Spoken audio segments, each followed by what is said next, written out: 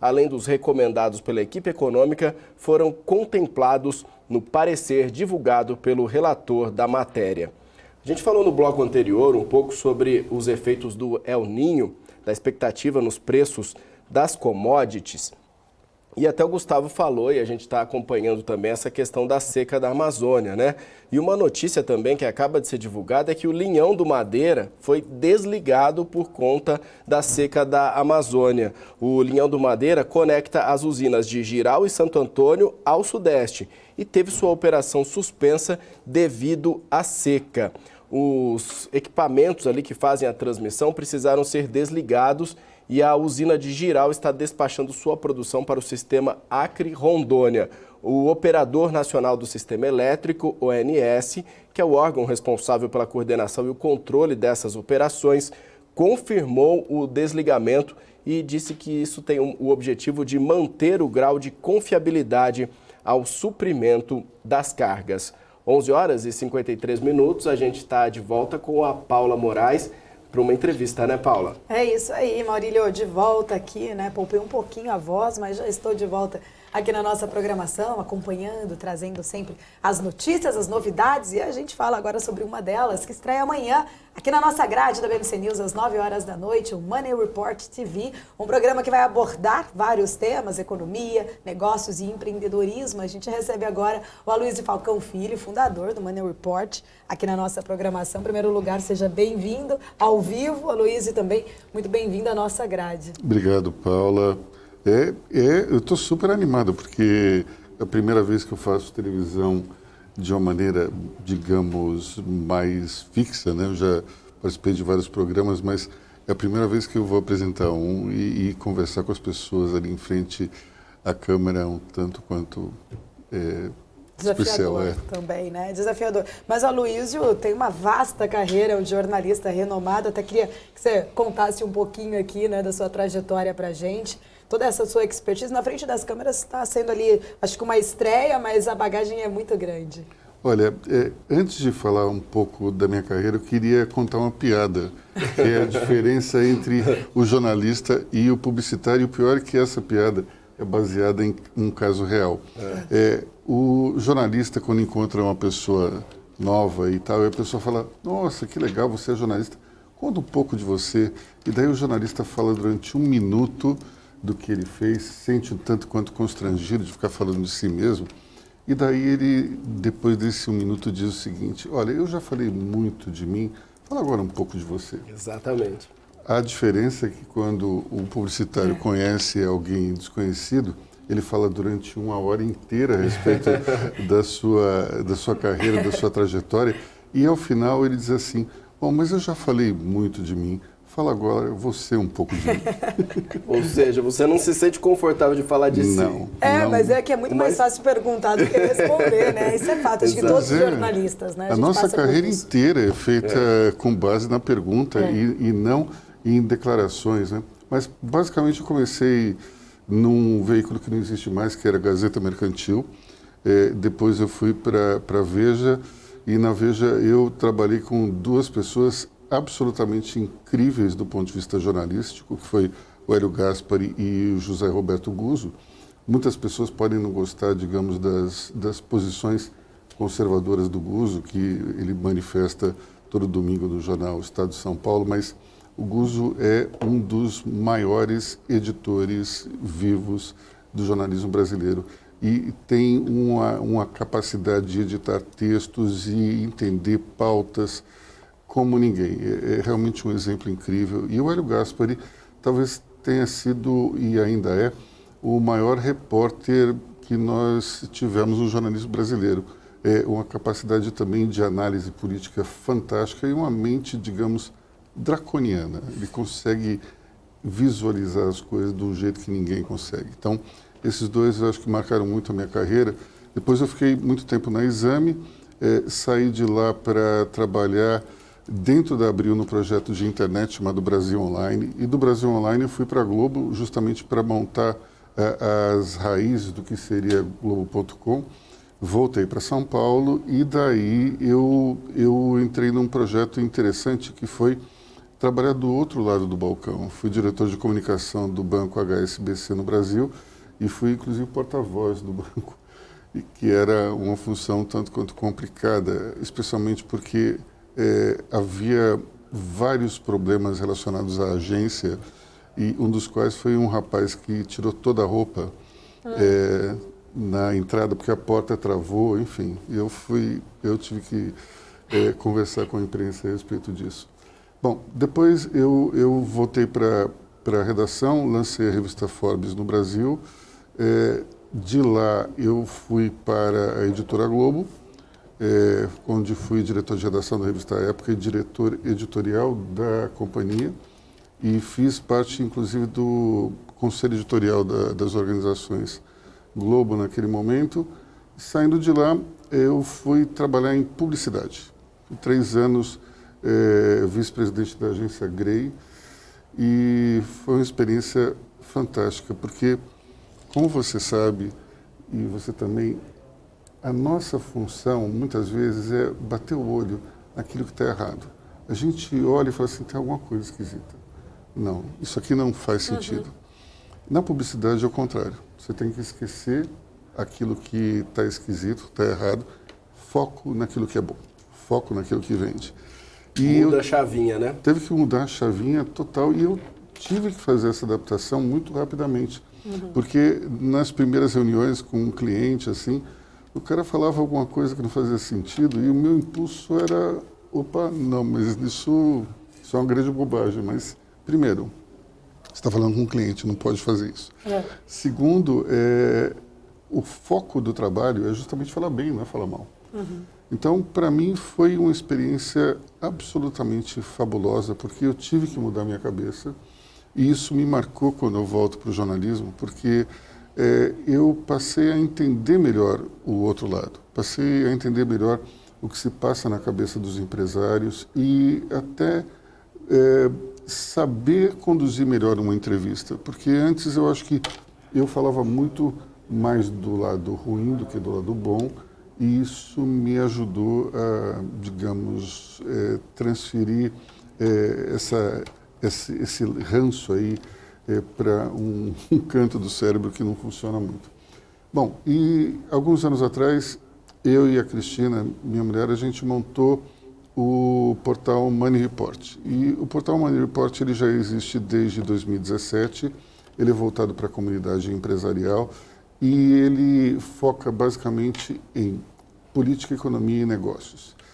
Mas ele faz parte também de uma plataforma na qual nós fazemos cerca de 30 eventos por ano. Esses eventos eles são voltados para empresários, para executivos, e nós temos também um membership empresarial, ou seja, para você fazer parte desse grupo, você tem que se filiar. E hoje são cerca de 170 empresas que fazem parte desse grupo. Nesses seminários, 75% da audiência é composta de membros desse grupo, e os restantes são convidados desses membros. Então, são eventos que trazem, eu acho que, muito oxigênio para as discussões empresariais. Inclusive, a gente vai ter um agora, na sexta-feira, que é uma reunião de conselho aberta aos nossos filiados. Nós teremos uma abertura com o André Esteves, que é um dos conselheiros, falando sobre o panorama econômico e político, as perspectivas até o final do ano. E depois nós abrimos essa discussão para os conselheiros, e ali a gente tem gente de tudo quanto é mercado. Temos, por exemplo, na tecnologia, Marco Stefanini, da Stefanini. Temos na área de terceiro setor Alcione Albanese, do Amigos do Bem. Temos dentro desse mundo empresarial, acho que um representante de cada área, e isso faz com que a discussão seja bastante rica. Aloysio, eu estou curioso, porque você falou que não gosta muito de falar de si mesmo, porém, Quando a gente vai falar dos nossos filhos, aí a gente abre o coração. Então eu queria que você falasse desse novo filho, o Money Report TV. O que a gente pode esperar? Como que é a dinâmica do programa? Quem vai participar? Todo mundo querendo saber e atento para a estreia de amanhã. Bom, dentro dessa fórmula aí, nós não temos uma entrevista clássica, aquele talk show. É um pouco diferente porque são 3 convidados e são 3 blocos. Cada um dos blocos, evidentemente, tem um protagonismo para cada um dos convidados. Mas eles interagem, eles conversam entre si e eu acabo estimulando essa troca de ideias e o resultado é muito interessante. No primeiro episódio que vocês vão ver, que estreia amanhã, nós temos como convidados o governador do estado do Rio Grande do Sul, Eduardo Leite, temos também o CEO da Vulcabras, que é o Pedro Bartelli, e também a Francine Mendes, que comanda uma empresa chamada Elas que Lucrem, voltada para a educação financeira e também lançamento de produtos financeiros para o público feminino.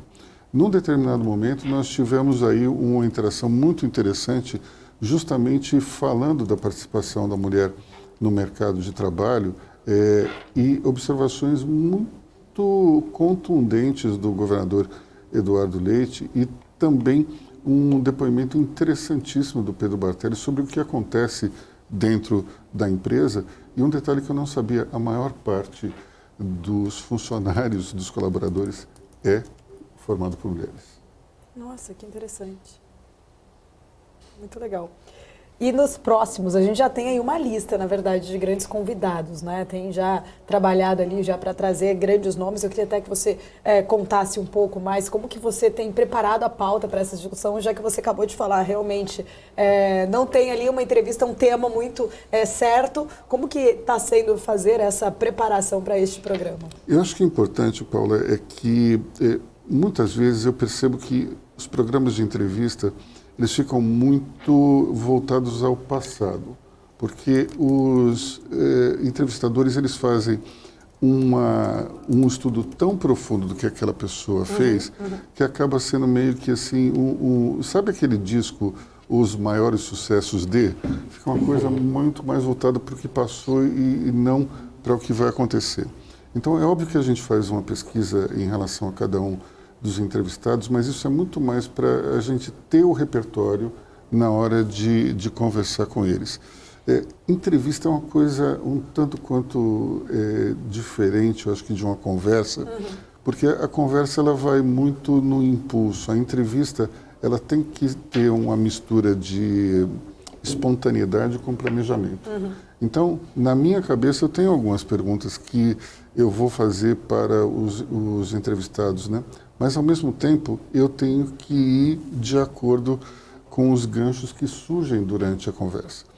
Então, nesse último, por exemplo, eu mudei a pauta na minha cabeça umas 3 vezes. Eu estava indo para um lado, a pessoa falou algo, eu tive que ir para o outro. Isso acontece, eu acho que muitas vezes no dia a dia, e nesse programa vai acontecer direto também. Agora, tem um ponto que eu queria ressaltar, que é o seguinte. Primeiro, nós sempre temos uma linha mestra que é defender a agenda liberal. Em todos os programas vocês vão ver ou eu ou então outra pessoa falando como é importante para um governo reduzir o seu tamanho, cortar gastos, porque isso tira o governo do cangote de todo mundo. O governo ele tem uma sanha assassina arrecadatória que é inacreditável. Isso não é um privilégio desse governo. Isso vem de várias administrações passadas e é impressionante como você vê o ministro da Fazenda, que ele pode demorar um pouco, mas ele cai na conversa da Secretaria da Receita Federal no sentido de ampliar essa arrecadação. Com Paulo Guedes, por exemplo, demorou um pouco, mas ele entrou na mesma conversa e continuou esse trabalho que é vamos arrecadar cada vez mais. A nossa linha é, não, vamos arrecadar menos porque nós precisamos gastar menos. As pessoas precisam pagar menos imposto. E precisam pagar menos imposto para gastar mais. para movimentar a roda da economia e também para investir mais. Investir mais não só aumentando a poupança, como também os investimentos produtivos. Então, esse é um ponto importante. Agora, o outro ponto importante é o seguinte: aqui no Brasil, a gente tem uma mentalidade de achar que o vendedor é um cidadão de segunda categoria. Aquele cara que não deu certo em nada, aí ele vai ser vendedor. Só que é o seguinte, dentro de uma sociedade capitalista, o vendedor é o verdadeiro motor da economia. É aquele que faz tudo acontecer. Vocês já experimentaram vender alguma coisa para alguém? É talvez a tarefa mais difícil que exista no mundo. Então, a gente vai ter uma atenção especial para essa questão do marketing, das vendas, inclusive trazendo logo nesses 2 próximos programas pessoas que entendem muito do assunto. Um é o publicitário Nizam Guanais, que foi premiadíssimo, dono de agências como o DM9 e também a África, e hoje é CEO da N Ideias. E um outro que é o Alfredo Soares, um dos sócios da G4 Educação, o maior vendedor que eu já vi na minha vida. Ele é tão vendedor que ele tem uma tatuagem no braço escrito "Bora vender". Então, é esse tipo de espírito que eu acho que a gente tem que ter no programa. Aloysio, agora, queria que você falasse um pouco sobre essa parceria com a gente, com a BMC News. O que você está achando dessa possibilidade de ter todo esse público, de poder falar com o público daqui, na TV fechada, no YouTube? Como que você está sentindo essa parceria? E o que vem pela frente, como você falou de futuro, o que a gente pode esperar? Olha, primeiro é uma parceria muito interessante porque são 2 empresas familiares e comandadas por casais, e isso é muito legal. E inclusive porque cada um dos casais tem uma dinâmica própria, mas cada um tem as suas peculiaridades e experiências e capacidades diferentes. Então, eu logo no começo acho que teve um match muito forte por conta disso. Mas, ao mesmo tempo, o que eu acho interessante é que a gente está falando de um canal que é voltado para o mercado financeiro com inteligência. Não é aquela coisa do tipo subiu e desceu. A gente tem uma programação aqui na BMC News que é feita para aquela pessoa que tem interesse no mercado financeiro, mas ao mesmo tempo ele não está somente atrás de uma dica de investimento. A gente tem uma profundidade e também uma preocupação com os assuntos que são importantes para movimentar a economia que vai interferir depois do mercado financeiro. Então, é uma filosofia muito parecida com a do Money Report, então eu acho que tem esse segundo match também, que é a preocupação com a notícia embalada por uma análise inteligente e que eu acho que está faltando no jornalismo brasileiro. Credibilidade, né? O Aloysio traz aqui, até agradeço e digo, né, que realmente ele, junto com a Cris, eu junto com o Luiz, criamos empresas muito parecidas, com sinergias e propósitos muito parecidos. Inclusive, na nossa conversa, foi o que tem chamado muita atenção, né? A gente tem muitas visões semelhantes, inclusive essa, de trazer um conteúdo realmente de qualidade. Não se preocupar com uma audiência gigante, mas se preocupar em qualificar, né, essa grande audiência que para nós é grande, mas talvez, né, não tenha essa qualidade de conhecimento que em outros veículos acabam, né, na nossa opinião aqui como jornalistas também, a gente acredita que muitas vezes tem alguns vieses ali que limitam as informações da forma que a gente acredita que elas deveriam ser passadas. Aloysio, eu só tenho a agradecer, em primeiro lugar, né, agradecer muito esse encontro, essa parceria e agradecer a oportunidade também de ter o Money Report TV aqui na nossa grade. Que é isso, a gente que agradece. Muito bom. E fica aqui o convite, né? O Aloysio já estreia amanhã nosso programa. Eu tive a oportunidade de assistir a gravação. E recomendo que está maravilhoso. Não posso dar muito spoiler, mas está muito bom. Muito obrigada, Aloysio. Até mais. Vamos seguindo aqui, gente. Quero agradecer. E fica aí o convite, claro, né? Quem está aqui acompanhando a nossa programação. Quem não sabe, a BMC News está 24 horas no ar com vários conteúdos, não só aqui no horário do pregão aberto, mas a gente fica 24 horas no ar, sempre trazendo vários conteúdos importantes. Money Report TV, então, amanhã, todas as quintas-feiras, a partir de amanhã, já em todas as quintas, às 9 horas da noite, aqui na grade da BMC.